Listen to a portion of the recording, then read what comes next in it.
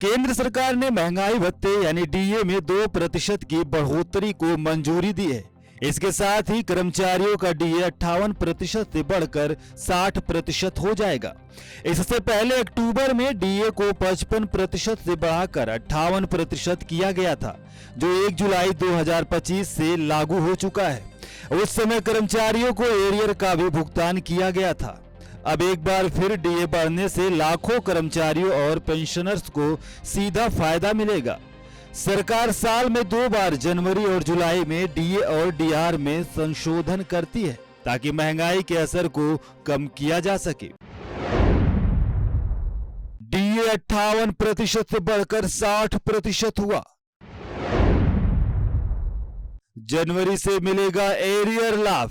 इस बढ़ोतरी का सीधा असर कर्मचारियों की सैलरी पर देखने को मिलेगा। उदाहरण के तौर पर किसी कर्मचारी की बेसिक सैलरी 50,000 रुपए है तो 58% डीए के हिसाब से उसे 29,000 रुपए मिल रहे थे।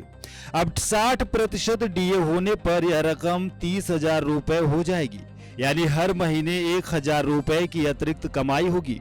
इसके अलावा जनवरी से लागू होने के कारण एरियर का भी फायदा मिलेगा, जिससे एक मुश्त रकम भी कर्मचारियों के खाते में आएगी। इस फैसले से कर्मचारियों की आर्थिक स्थिति को मजबूती मिलेगी। महंगाई भत्ता और महंगाई राहत में बढ़ोतरी का मकसद कर्मचारियों और पेंशनर्स को महंगाई से राहत देना होता है। सरकार उपभोक्ता मूल्य सूचकांक के आधार पर डीए तय करती है ताकि बढ़ती कीमतों का असर कम किया जा सके। इस बार की बढ़ोतरी भी इसी कड़ी में देखी जा रही है। लगातार बढ़ती महंगाई के बीच यह फैसला कर्मचारियों के लिए राहत भरा माना जा रहा है। महंगाई से राहत देने का कदम। कर्मचारियों की बढ़ेगी क्रय शक्ति। सरकार के इस फैसले से न सिर्फ कर्मचारी बल्कि पेंशनर्स को भी फायदा होगा, क्योंकि डीआर यानी महंगाई राहत में भी समान बढ़ोतरी लागू होगी।